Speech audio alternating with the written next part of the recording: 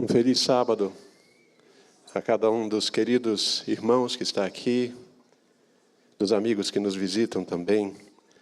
Nós desejamos que as bênçãos de Deus continuem a ser derramadas sobre a sua igreja reunida aqui nesta manhã.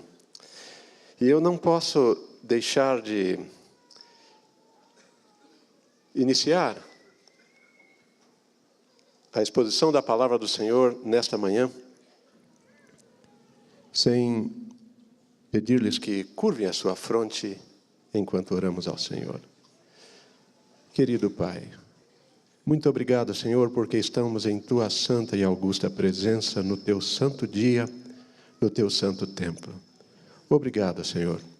Tua palavra será aberta e que o Teu Espírito nos fale a cada um de nós.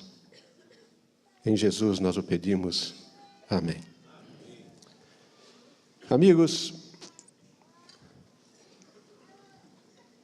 estou diante de um grupo extremamente seleto, diante de teólogos, os mais eminentes, ou dos mais eminentes da nossa igreja, aqui no Brasil, diante de um grupo de estudantes que serão pessoas destacadas em diferentes lugares deste país, talvez do mundo, não tenho a menor dúvida disto. E gostaria de dizer que este lugar poderia, muito claramente, nesse momento, estar sendo ocupado por dezenas dos nossos grandes teólogos que estão aqui nesta manhã. Gostaria de trazer aos senhores a saudação de forma muito especial de um dos nossos pastores, um grande líder de educação, pelo qual a igreja ha estado orando ao longo do tempo, professor e pastor Orlando Mário Ritter, que provavelmente neste momento, lá no quarto 404 do Hospital Adventista de São Paulo, está assistindo este momento de adoração nesta manhã. Pastor Ritter pede para que agradeça, em nome dele, em nome da Sueli, da sua família, as orações de todos os senhores, de todos os irmãos, depois de um período extremamente crítico, passando por 4 grandes cirurgias, e o pastor está se convalescendo, e se Deus quiser, nós esperamos que, provavelmente, na próxima sexta-feira, ou no próximo sábado, talvez, ele já saia do hospital e se dirigir ao seu lar. Agradecemos a Deus por isso. Não poderia imaginar que, há mais de uma década atrás, quando fui chamado no Hospital Silvestre, no Rio de Janeiro, para atender um paciente, um distinto paciente, com uma patologia que se desenhava extremamente grave também, não podia imaginar que esse paciente, Jader, que está aqui conosco hoje, que Deus, pois, o utilizaria tantas vezes e tantas vezes, anos depois, tantos anos depois, sendo um instrumento para a composição de melodias tão extraordinárias. Obrigado pela melodia que cantamos aqui e graças a Deus por isto. Gostaria de desafiar os nossos jovens estudantes que aqui estão, a que façam da Bíblia o seu primeiro e principal livro de estudo. Porque nas Sagradas Escrituras nós encontramos uma riqueza extraordinária em todos os aspectos. Algumas vezes, durante o ano bíblico, tenho tratado de buscar algumas singularidades nas Sagradas Escrituras e, durante um ano, resolvi ajuntar todos os rios da Bíblia. Não buscando no Google rios da Bíblia, mas buscando nas Sagradas Escrituras, cada vez que encontrava um rio, anotava o nome desse rio e ia investigar sobre ele. No ano seguinte, pois, os pássaros da Bíblia, quanta variedade de pássaros, busque vê-los, busque figuras deles, são coisas lindas. Os montes da Bíblia, o Monte Calvário, entre outros. Mas nesta manhã, eu gostaria de falar-lhes um pouquinho sobre os frutos de Israel. E, pois, nessa manhã nós vamos ater-nos sobretudo ao livro do profeta Isaías. E vamos ater-nos especialmente no versículo 6 do capítulo 27 do seu livro. E ele diz, Isaías capítulo 27, versículo 6. Dias virão em que Jacó lançará raízes e florescerá e brotará Israel, e encherão de fruto a face do mundo. O profeta Isaías era de descendência real e foi chamado ao ofício profético sendo ainda muito jovem, no final do reinado de Uzias, também chamado de Azarias, e durante a corregência de Jotão. Os senhores se lembrarão que Uzias tornou-se leproso e ele necessitou ser alijado do palácio real, e então Jotão assumiu a corregência. E durante pelo menos 60 anos o profeta Isaías foi a voz de Deus, o porta-voz à nação de Israel naquele tempo. Profetizou durante os anos de Uzias, Jotão, Acás e Ezequias, e pelo fato de não se mencionar ao rei Manassés nos seus escritos, nos faz pensar que, pois o seu ministério haja terminado pouco depois da morte do rei Ezequias, em 686 a.C. E então, pois, o capítulo 6 do seu livro, não vamos ater-nos nele nesta manhã, mas Isaías tem uma visão extraordinária, que é a visão da glória divina, e por esta visão, pois ele é convencido do seu ofício como profeta. Isaías casou-se e teve 2 filhos, Sear-Jazube, que quer dizer um resto voltará, e Mael-Salar-Hasbaz, que quer dizer rápido, despojo, presa, seguro. E a cidade de Jerusalém foi o cenário principal dos seus labores, onde ele chegou a ser um pregador da corte e teve muita influência. Juntamente com Miqueias, as suas exortações contribuíram para as reformas do rei Ezequias. E segundo o Talmud babilônico, e mesmo citado pela senhora Ellen White, corroborado, pois, por Hebreus capítulo 11, versículo 37, pois, que diz que foram apedrejados, serrados, tentados, mortos ao fio da espada, serrados. Essa referência inclui, segundo o espírito de profecia e segundo o Talmud, o próprio profeta Isaías, que foi cerrado ao meio pelo rei Manassés. A autenticidade do seu livro e a sua autoria não foram questionados até o início do século passado, quando alguns críticos da Alemanha asseveraram que o livro de Isaías havia sido escrito por 2 autores. O primeiro deles teria escrito do capítulo 1 até o capítulo 39. E o segundo autor teria escrito os capítulos 40 ao 66 do seu livro. Diziam alguns dos críticos de que a menção de Ciro por nome seria considerado uma evidência conclusiva de que os capítulos de Isaías, os capítulos 44 e 45, foram escritos durante o tempo de Ciro. E isto teria ocorrido, pois, na segunda metade do século 6 a.C. Por suposto, este conceito está baseado na hipótese de que a presciência profética é impossível. Contudo, o fato de Isaías mencionar a Ciro não é um argumento a favor de uma data posterior para a escritura do livro, mas bem é uma evidência da sabedoria e da presciência de Deus.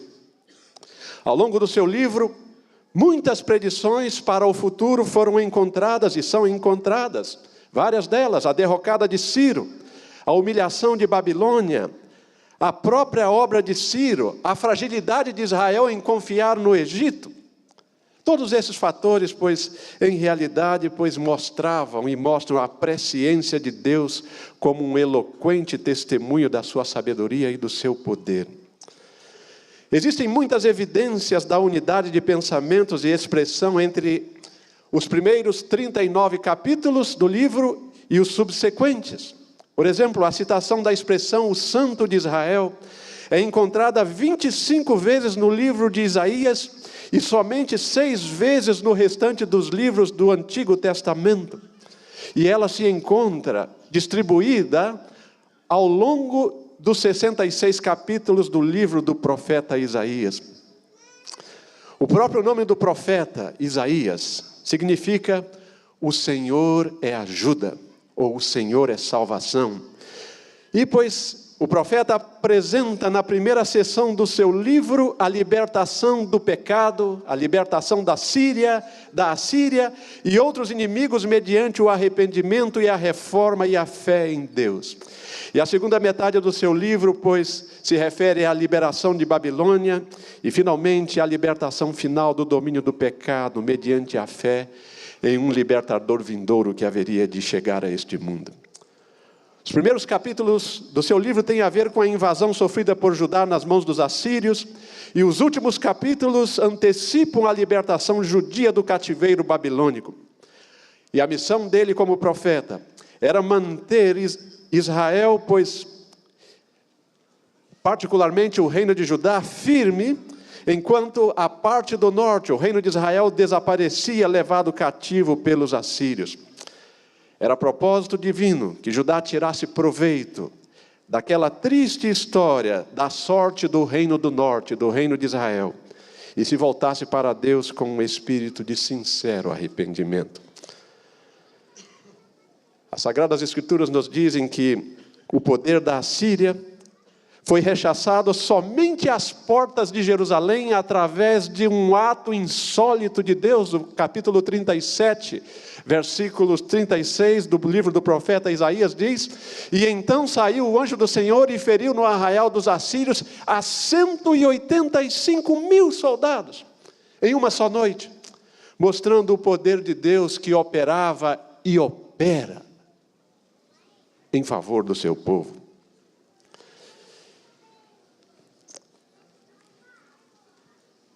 A evidência maior de que o livro de Isaías foi escrito por um só autor, o profeta Isaías, acabaram sendo encontradas e evidenciadas em 1947, quando em algumas cavernas da localidade de Qumran, junto ao Mar Morto, se descobriram em algumas cavernas alguns manuscritos do profeta Isaías.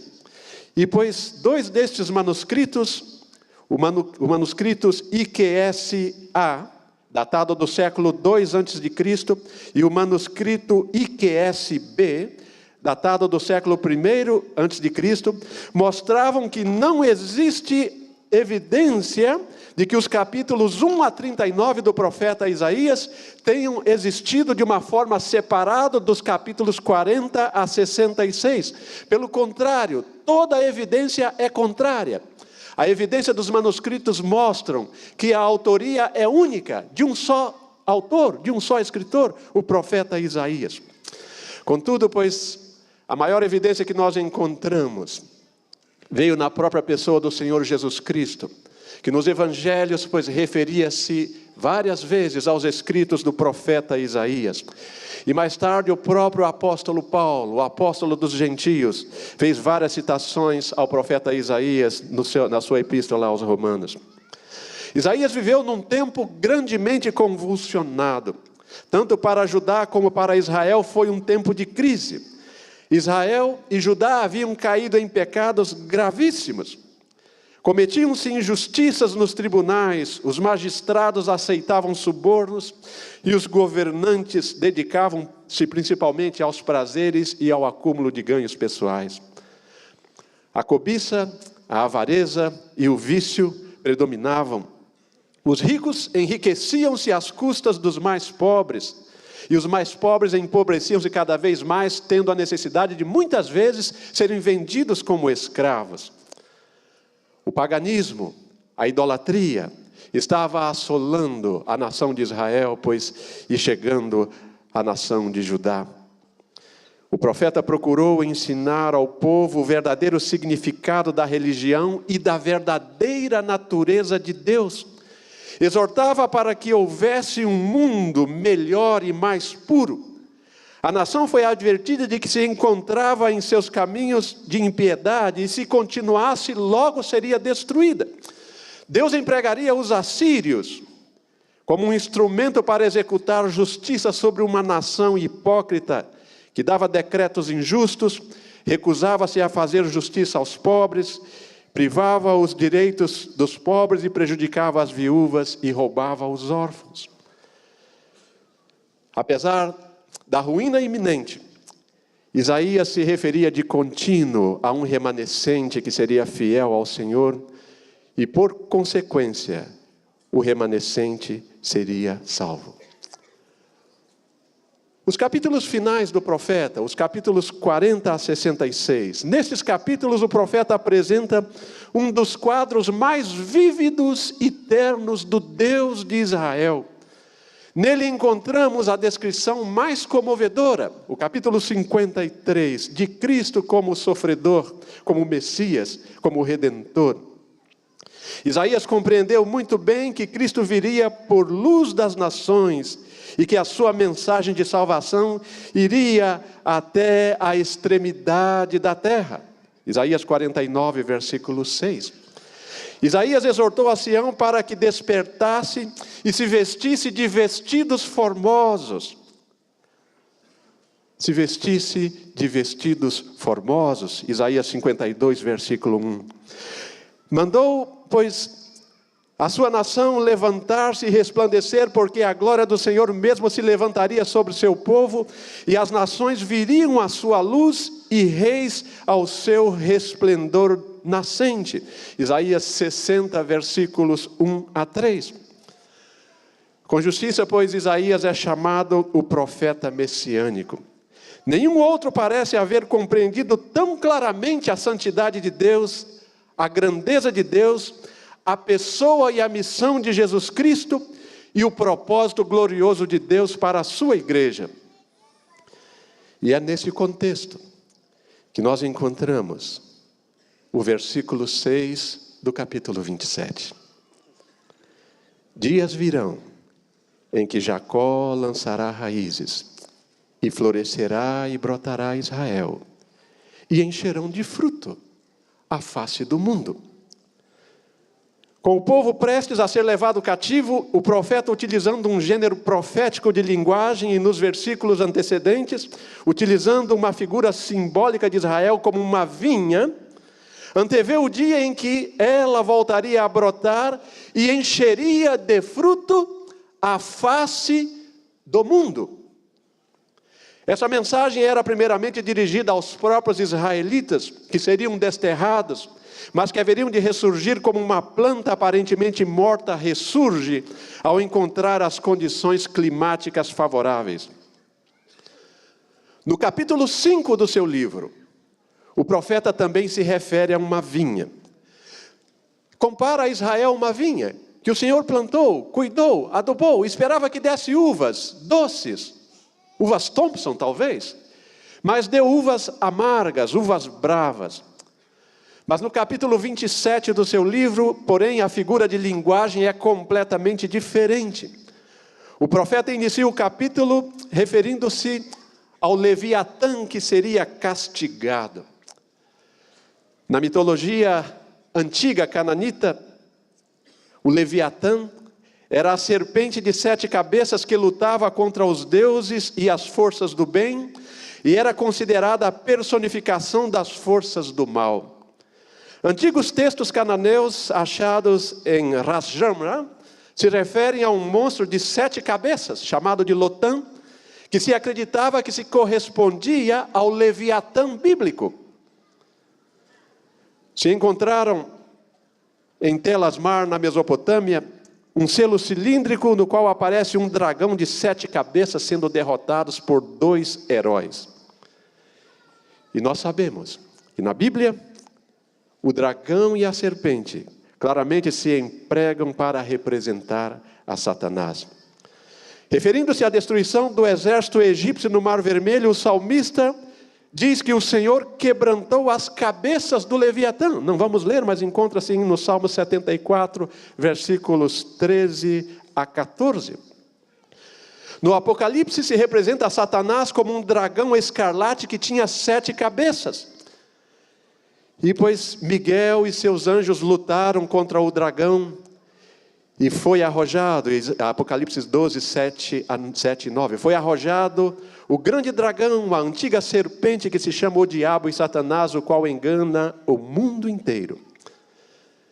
Ao parecer aquele dia em que Jeová mataria o Leviatã, é o dia quando o Senhor Jeová sairá do seu lugar para castigar o morador da terra por sua maldade, conforme o versículo 21 do capítulo 26 do profeta Isaías. Deus desejava que Israel levasse a todo mundo o conhecimento da salvação. Quando Israel fracassou, esta tarefa foi encomendada ao Israel espiritual, encomendada à igreja cristã.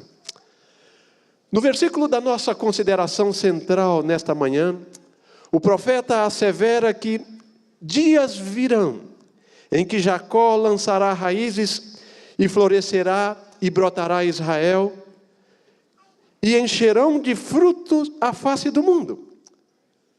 Irmãos, chegariam os dias em que Israel floresceria, novamente floresceria, e não somente floresceria, mas produziria frutos. Não somente uma produção local de frutos, mas que seus frutos encheriam a face do mundo. Inegavelmente, olhando retrospectivamente, um dia, os israelitas, ou grande parte deles, retornaram do cativeiro babilônico, voltaram a ocupar Jerusalém e Judá, voltou a lançar raízes, mas o que se esperava corporativamente como uma nação com a vinda do Messias não se chegou a cumprir.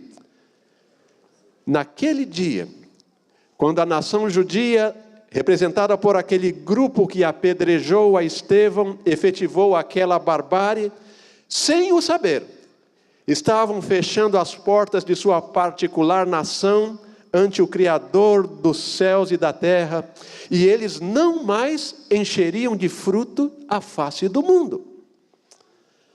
Mesmo assim, nós encontramos lampejos do que a nação de Israel seria, se tivesse como nação, e cada um deles individualmente, como povo, se tivessem entregado a mente e o coração à revelação maior de Deus, da qual o próprio profeta Isaías claramente falara no seu livro, o Senhor Jesus Cristo.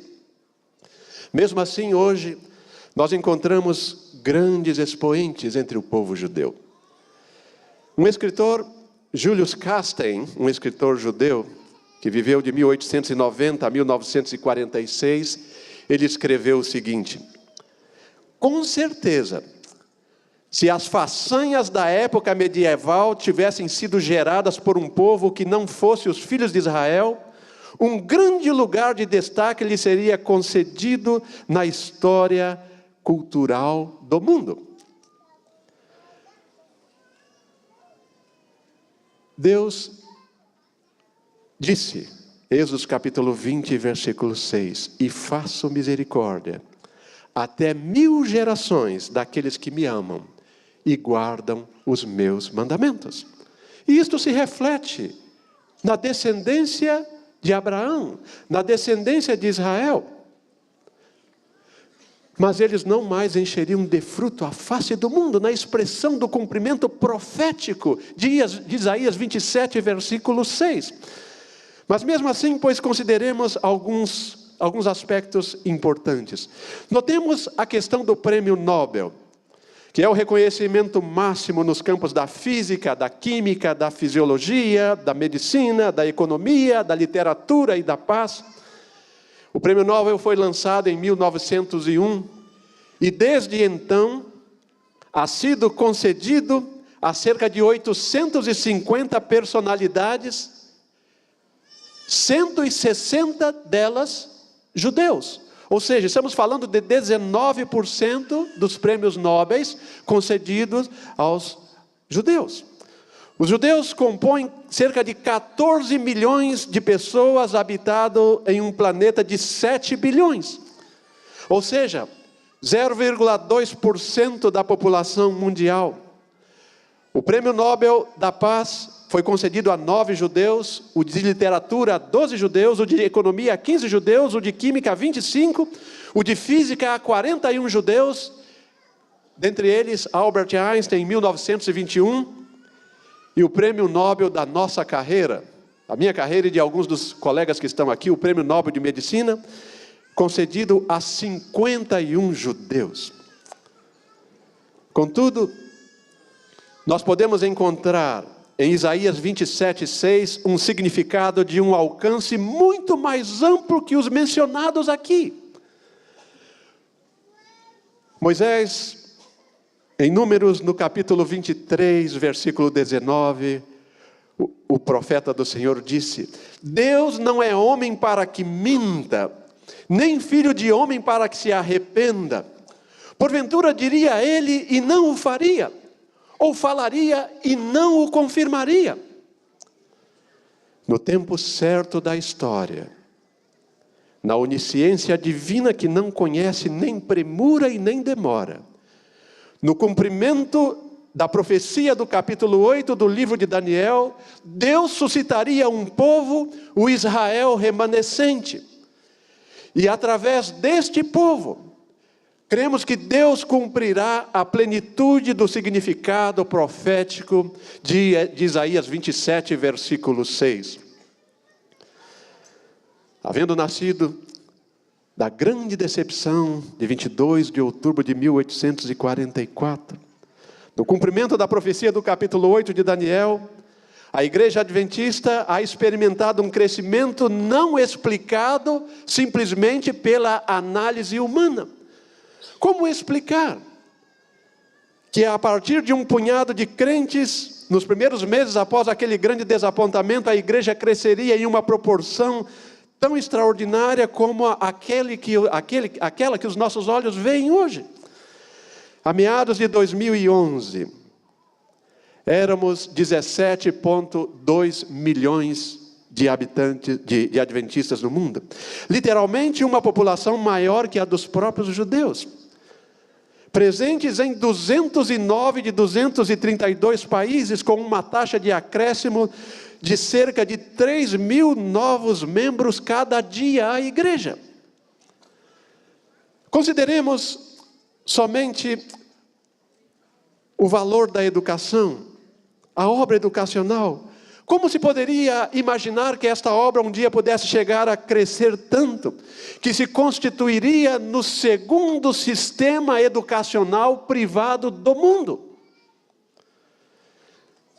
A serva do Senhor, a profetisa do Senhor, a senhora Ellen White, ela escreveu, muitos sabem de memória, talvez todos nós: nada há de maior importância que a educação de nossas crianças e jovens. A educação. Irmãos, somente no estado de São Paulo, são 71 mil alunos, com cerca de 5.500 professores e funcionários. Cada dia, ao redor de 1,7 milhões de crianças e jovens e adultos estudam sob a orientação de 85 mil docentes em 7.873 escolas, colégios e 160 universidades, dentre elas, nós aqui.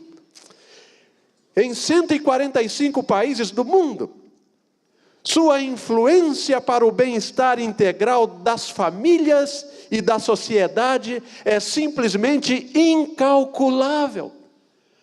Como vamos medir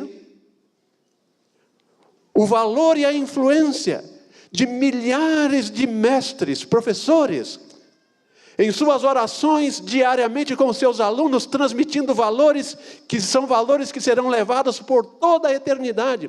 E os valores que nós levamos por toda a eternidade são valores que dignificam no presente a sociedade e a família. Como explicar que desde um princípio pequeno, em 1866, no pequeno Instituto Ocidental de Reforma da Saúde, criado por orientação do Espírito de profecia, as instituições de saúde crescessem tanto e de tal forma que alcançassem cerca de 780 instituições de saúde no mundo, pelos 5 continentes, com um intervalo de ação em termos de complexidade, que vão desde os hospitais com menos recurso na África, até os grandes e complexos hospitais nos países desenvolvidos, como nos Estados Unidos da América, onde em apenas 10 estados, os adventistas operam 38 hospitais, tornando-se o maior sistema de saúde privado não lucrativo daquele país. Temos, para que pudéssemos ter uma ideia, alguns dos hospitais, apenas para mencionar, grandes hospitais nos Estados Unidos, vários deles, em Los Angeles, grandes hospitais em diferentes locais. Só o complexo do Florida Hospital, na Flórida, são como que 17 hospitais compondo o complexo dos hospitais adventistas da Flórida. Pode passar, por favor, o seguinte, apenas para que os irmãos pudessem ter uma noção. Grandes hospitais nos Estados Unidos e fora dos Estados Unidos também. Pode seguir passando, por favor, só para que os irmãos pudessem ter uma breve noção. Hospitais tão pequenos, como que de 60 leitos, hospitais tão grandes, de mais de 500 leitos. Como poder explicar tudo isto? Aqui no nosso país, nós temos 5 hospitais. O Hospital Adventista do Pênfigo, localizado na cidade de Campo Grande, no Mato Grosso. O Hospital Adventista do Pênfigo. Este hospital, pois, tem 2 unidades. E aí nós podemos ver os slides de um deles e da unidade central, que é o slide que segue. Essa unidade que está no centro da cidade, no centro de Campo Grande hoje. O Hospital Adventista de Belém, que é um hospital que está em franca expansão. Pode me passar a que segue também? E pois detém-me um minutinho. Este hospital, o Hospital Adventista de Belém, é considerado o mais importante hospital do norte do país. E este hospital foi o primeiro hospital no norte do país a realizar um transplante cardíaco. E de sucesso. E de tanto sucesso que vocês não podem ver, mas podem imaginar, né? Pois tem um cidadão de camisa vermelha aí, vocês podem imaginar, porque a nitidez não está muito clara. Esse cidadão de camisa vermelha foi o paciente que foi transplantado, o primeiro transplante cardíaco do norte do Brasil, realizado no Hospital Adventista. No Hospital Adventista de Belém. O Hospital Adventista de Manaus, que é o seguinte hospital. Irmãos, para que vocês possam ter uma ideia, nós temos no Brasil 6.753 hospitais. E destes quase 7.000 hospitais, somente cerca de 190 deles têm uma acreditação. A acreditação é como se fosse uma ISO para os hospitais. É um organismo que norteia a qualidade dos hospitais. Somente 190 hospitais no Brasil, dos quase 7.000, têm alguma acreditação. E o Hospital Adventista de Manaus foi o primeiro hospital do Amazonas a adquirir uma acreditação naquele estado. O Hospital Adventista de São Paulo, onde nós trabalhamos, um hospital pequeno, mas também um hospital que tem o seu significado, a sua importância. Permita-me mencionar um detalhe, antes de partir para a conclusão da nossa meditação nesta manhã. Permita-me mencionar-lhes um detalhe quanto ao Hospital Adventista Silvestre, no Rio de Janeiro. O Hospital Adventista Silvestre, nos anos de 2011 e 2012, foi o primeiro hospital no estado do Rio de Janeiro em transplante de córnea, o segundo hospital em transplante hepático e o terceiro em transplante renal e o primeiro em transplante intervivos no estado do Rio de Janeiro. Para que os senhores possam ter uma ideia, das 60 equipes de transplante de fígado do Brasil, das 60 equipes, apenas 11 destas 60 equipes fizeram mais de 50 transplantes de fígado por ano. E o Hospital Silvestre, a sua equipe, está entre uma destas 11 equipes. Irmãos, brevemente, se Deus quiser, o Hospital Adventista de São Paulo, podem passar que segue, por favor. Este é um projeto do novo centro médico que está sendo feito em São Paulo, no campus da Universidade Adventista de São Paulo. E essa já é a planta da construção. Pode passar a que segue também. E provavelmente, no final deste ano, para o mês de novembro, pois será entregue à sociedade e à comunidade um novo centro médico na cidade de São Paulo. Irmãos, como explicar que desde um princípio tão pequeno a mensagem pudesse alcançar tanto? Mas existe muito mais para ser alcançado. Como imaginar o que dizer do legado da nossa mensagem de saúde? Hoje, os estudos mostram claramente que os adventistas vivem 10 ou mais anos que a população em geral, onde são feitos os estudos. Quero lhes dizer que, por favor, pode deter-se um minutinho neste slide. Quero dizer-lhes que ontem recebi em São Paulo um dos diretores da Sociedade Brasileira de Radioterapia, um médico, radioterapeuta, buscando estabelecer uma nova parceria na cidade de São Paulo, e buscou o Hospital Adventista. E este médico, um colega renomado na especialidade, tanto é que faz parte da direção nacional da especialidade no país, não lhe falei nada. Mas ele, como oncologista e radioterapeuta, ele me disse: eu conheço os estudos de vocês, os estudos publicados por esta universidade que vai aparecer aí agora no slide, a Universidade de Loma Linda, que é a universidade que mais produz evidências científicas para o mundo. Mas, irmãos, quero dizer-lhes que no dia 3 de junho de 2009, na sede da Organização Mundial da Saúde, o Dr. Ted Karpf, que é o diretor de programas de parcerias de HIV e AIDS da Organização Mundial da Saúde, este representante da Organização Mundial da Saúde estava ali reunido no salão onde se tomam decisões para as políticas mundiais de saúde na Igreja Adventista, no mundo inteiro, e a Igreja Adventista foi convocada para estar ali presente. E foram os representantes da Igreja nos Estados Unidos, de Loma Linda, da Conferência Geral. Convidaram aqui na América do Sul alguns representantes também e nos deram a graça de estar presentes ali. E naquele dia, 3 de junho de 2009, o Dr. Ted Karpf, no salão do Conselho Executivo da Organização Mundial da Saúde, ele disse o seguinte: vocês são a primeira comunidade de fé a reunir-se na sala do Conselho Executivo da Organização Mundial da Saúde, para estabelecer políticas para o mundo, porque eles entendem que, pois, a influência positiva da igreja pode levar a que se alcance também as metas do milênio da Organização Mundial da Saúde, enchendo de frutos a face do mundo. Eu não vou ter tempo aqui de ler um testemunho tão bonito, mas apenas vou citá-lo. Alguns meses atrás, nós recebemos em São Paulo um colega, final do ano passado, Dr. Marcel. Dr. Marcel é um médico especialista em imagens, foi a especialidade dele. Ele estudou na Universidade Federal de Salvador, lá na Bahia, veio para o Rio de Janeiro fazer uma subespecialização no Hospital do Câncer, que é o hospital próximo a nós ali em São Paulo, o Hospital Adventista. E, pois, por alguma razão, e alguma razão é porque, pois, ele começou a namorar uma moça adventista. Ele não era adventista. Ele, pois, acercou-se ao hospital, e nós, então, pois, estabelecemos um contato com ele e o convidamos para tornar-se, ou ser um dos radiologistas do hospital no tempo que ele estivesse em São Paulo. E ele esteve conosco ali um tempo. E, pois, ele me mandou um e-mail e disse assim: trabalhar com vocês durante esses 5 meses foi uma grande bênção do Senhor.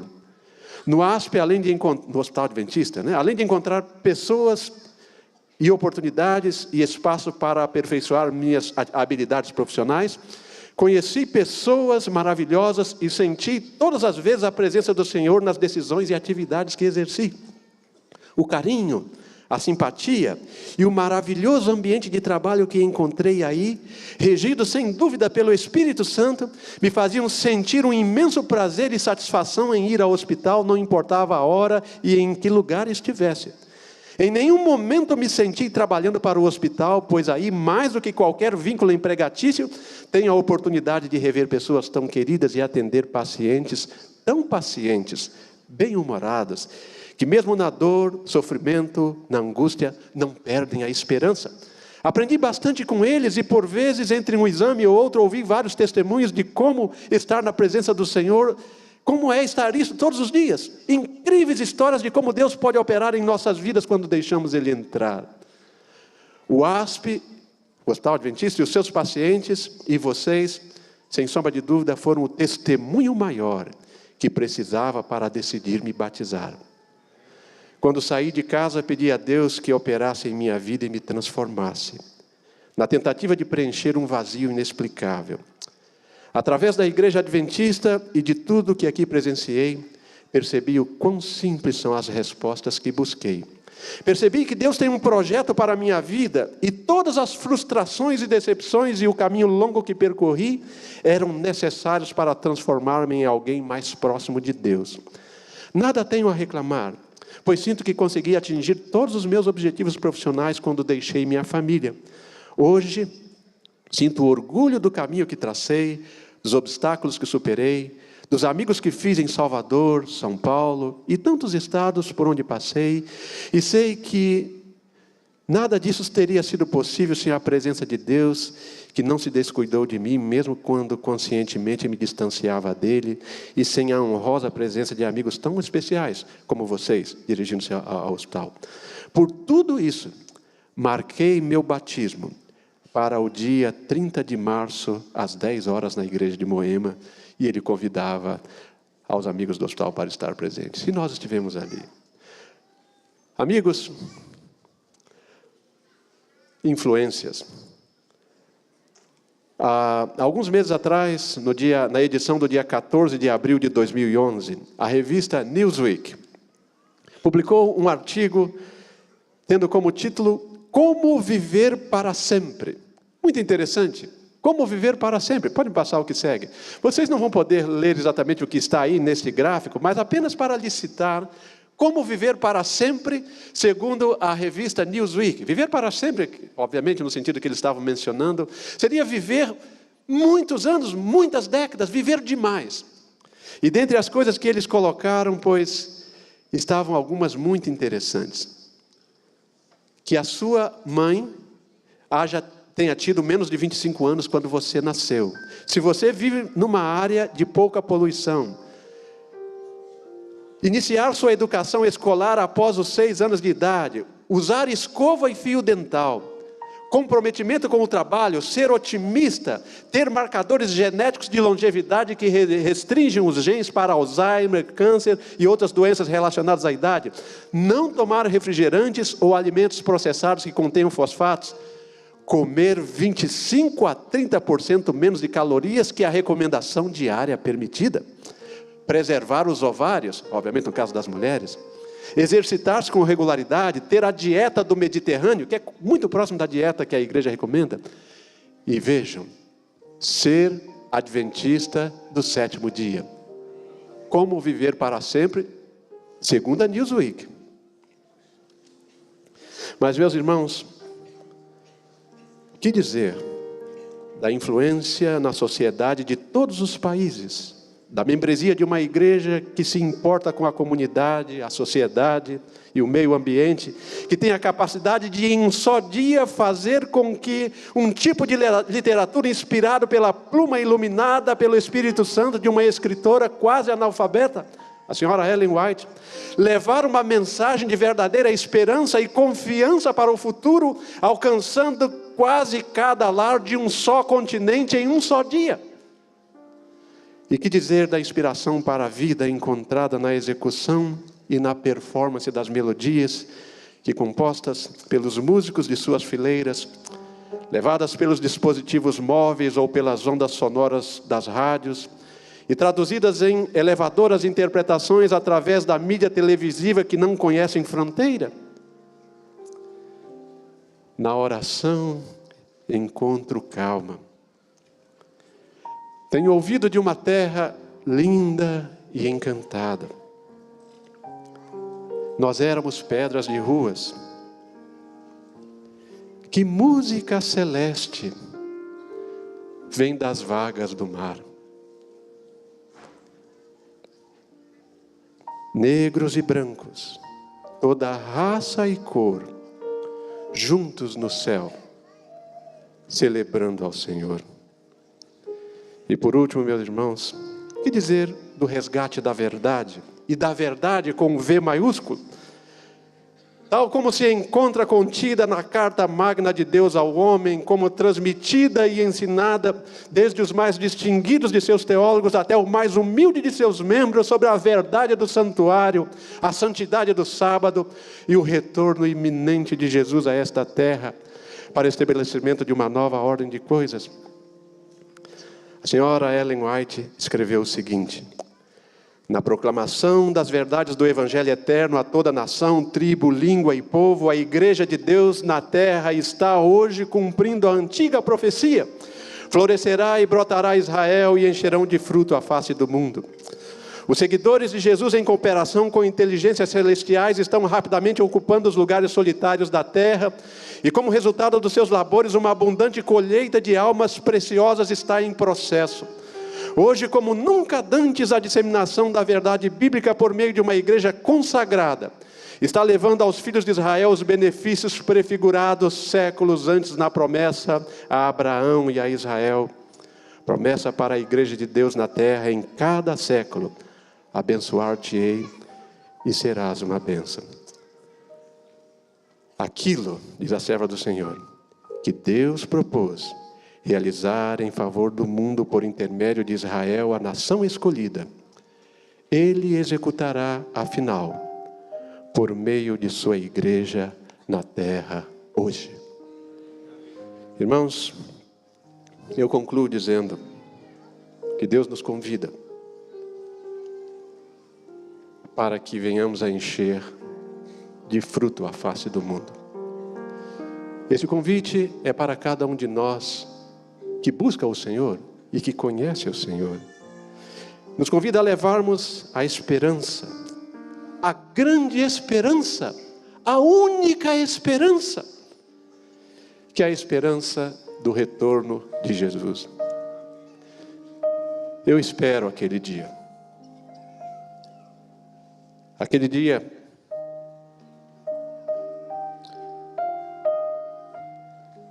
quando não mais teremos que fazer diagnósticos que às vezes nos enchem de ânimo.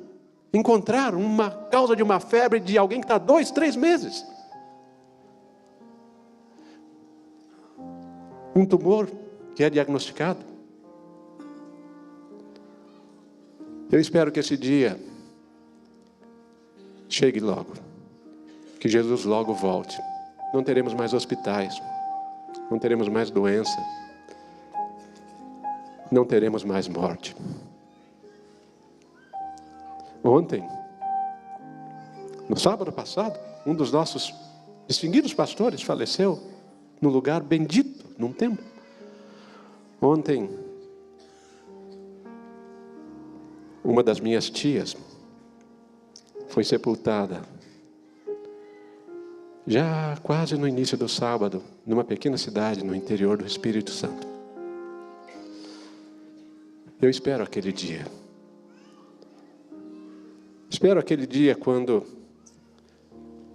verei a minha mãezinha, que está no jazigo da cidade de Arthur Nogueira, colocado há alguns poucos meses atrás, que me doou este livro, quando eu tinha 17 anos de idade. Está todo surrado, capa trocada, página rasgada, rabiscado de 2 crianças que hoje são 2 jovens. Eu espero aquele dia